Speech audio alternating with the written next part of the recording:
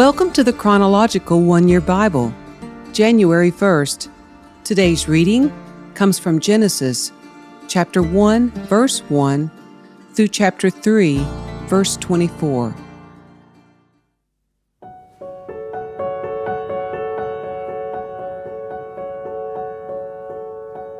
In the beginning, God created the heavens and the earth. The earth was formless and empty, and darkness covered the deep waters. And the Spirit of God was hovering over the surface of the waters.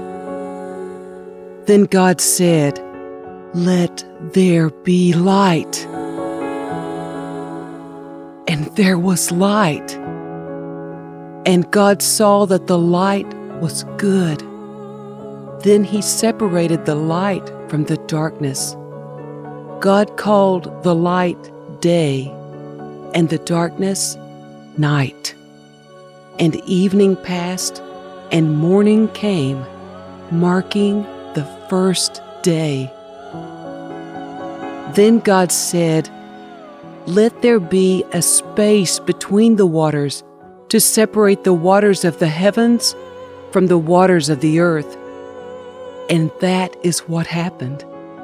God made this space to separate the waters of the earth from the waters of the heavens. God called the space sky. And evening passed, and morning came, marking the second day. Then God said, "Let the waters beneath the sky flow together into one place, so dry ground may appear."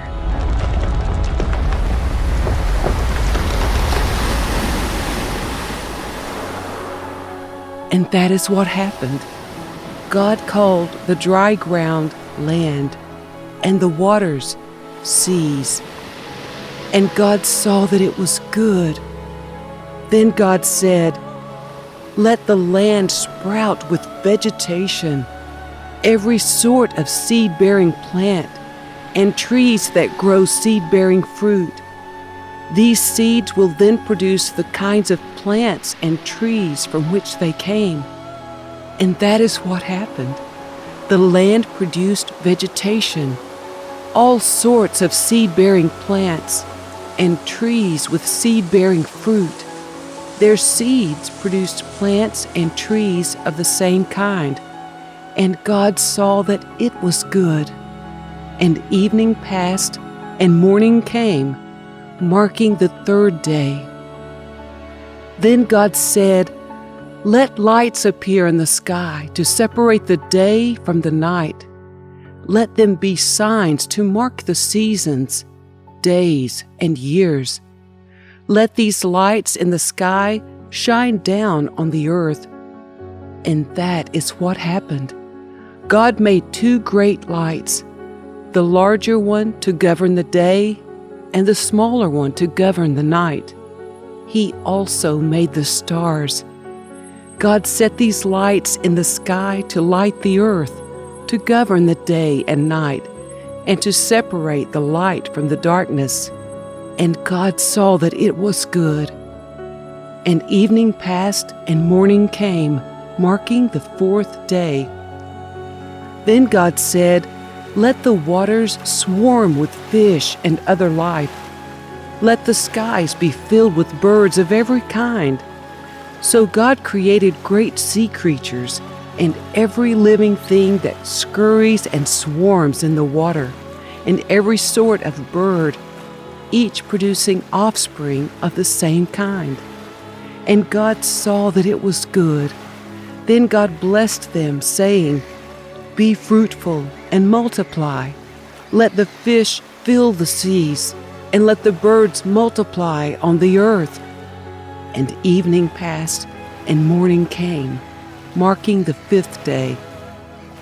Then God said, "Let the earth produce every sort of animal, each producing offspring of the same kind, livestock, small animals that scurry along the ground, and wild animals." And that is what happened. God made all sorts of wild animals, livestock, and small animals, each able to produce offspring of the same kind. And God saw that it was good. Then God said, "Let us make human beings in our image, to be like us. They will reign over the fish in the sea, the birds in the sky, the livestock, all the wild animals on the earth, and the small animals that scurry along the ground." So God created human beings in His own image. In the image of God He created them. Male and female He created them. Then God blessed them and said, "Be fruitful and multiply. Fill the earth and govern it. Reign over the fish in the sea, the birds in the sky, and the animals that scurry along the ground." Then God said, "Look, I have given you every seed-bearing plant throughout the earth, and all the fruit trees for your food. And I have given every green plant as food for all the wild animals, the birds in the sky, and the small animals that scurry along the ground, everything that has life." And that is what happened. Then God looked over all He had made, and He saw that it was very good. And evening passed, and morning came, marking the sixth day.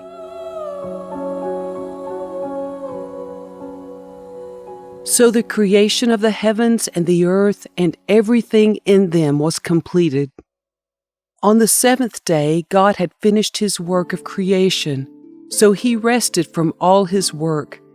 And God blessed the seventh day and declared it holy, because it was the day when He rested from all His work of creation. This is the account of the creation of the heavens and the earth. When the Lord God made the earth and the heavens, neither wild plants nor grains were growing on the earth, for the Lord God had not yet sent rain to water the earth, and there were no people to cultivate the soil. Instead, springs came up from the ground and watered all the land. Then the Lord God formed the man from the dust of the ground. He breathed the breath of life into the man's nostrils, and the man became a living person. Then the Lord God planted a garden in Eden in the east, and there He placed the man He had made. The Lord God made all sorts of trees grow up from the ground, trees that were beautiful and that produced delicious fruit. In the middle of the garden, He placed the tree of life and the tree of the knowledge of good and evil. A river flowed from the land of Eden, watering the garden and then dividing into 4 branches. The first branch, called the Pishon, flowed around the entire land of Havilah, where gold is found. The gold of that land is exceptionally pure. Aromatic resin and onyx stone are also found there. The second branch, called the Gihon, flowed around the entire land of Cush. The third branch, called the Tigris, flowed east of the land of Ashur. The fourth branch is called the Euphrates. The Lord God placed the man in the Garden of Eden to tend and watch over it. But the Lord God warned him, "You may freely eat the fruit of every tree in the garden, except the tree of the knowledge of good and evil. If you eat its fruit, you are sure to die." Then the Lord God said, "It is not good for the man to be alone. I will make a helper who is just right for him." So the Lord God formed from the ground all the wild animals and all the birds of the sky. He brought them to the man to see what he would call them, and the man chose a name for each one. He gave names to all the livestock, all the birds of the sky, and all the wild animals. But still there was no helper just right for him. So the Lord God caused the man to fall into a deep sleep. While the man slept, the Lord God took out one of the man's ribs and closed up the opening. Then the Lord God made a woman from the rib, and he brought her to the man. "At last," the man exclaimed, "this one is bone from my bone and flesh from my flesh. She will be called woman because she was taken from man." This explains why a man leaves his father and mother and is joined to his wife, and the two are united into one. Now the man and his wife were both naked, but they felt no shame.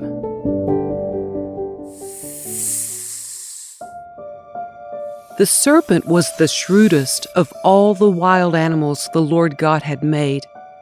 One day he asked the woman, "Did God really say you must not eat the fruit from any of the trees in the garden?"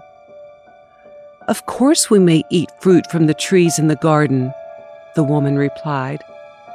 "It's only the fruit from the tree in the middle of the garden that we are not allowed to eat. God said, 'You must not eat it or even touch it. If you do, you will die.'" "You won't die," the serpent replied to the woman.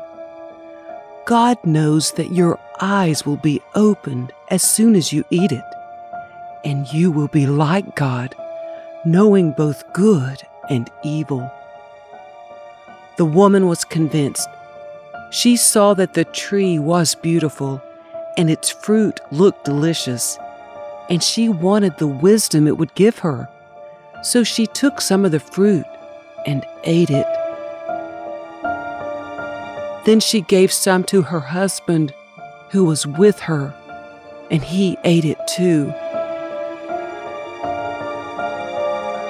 At that moment, their eyes were opened, and they suddenly felt shame at their nakedness.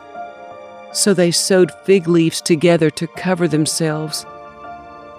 When the cool evening breezes were blowing, the man and his wife heard the Lord God walking about in the garden. So they hid from the Lord God among the trees. Then the Lord God called to the man, "Where are you?" He replied, "I heard you walking in the garden, so I hid. I was afraid because I was naked." "Who told you that you were naked?" the Lord God asked. "Have you eaten from the tree whose fruit I commanded you not to eat?"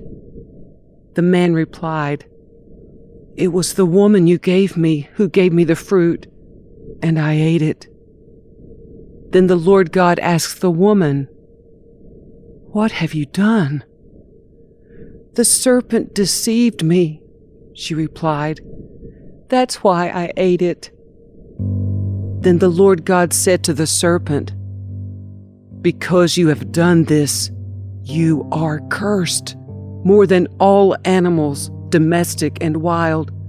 You will crawl on your belly, groveling in the dust as long as you live. And I will cause hostility between you and the woman, and between your offspring and her offspring. He will strike your head, and you will strike his heel." Then he said to the woman, "I will sharpen the pain of your pregnancy, and in pain you will give birth. And you will desire to control your husband, but he will rule over you." And to the man he said, "Since you listened to your wife and ate from the tree whose fruit I commanded you not to eat, the ground is cursed because of you. All your life you will struggle to scratch a living from it. It will grow thorns and thistles for you, though you will eat of its grains. By the sweat of your brow will you have food to eat, until you return to the ground from which you were made. For you were made from dust, and to dust you will return."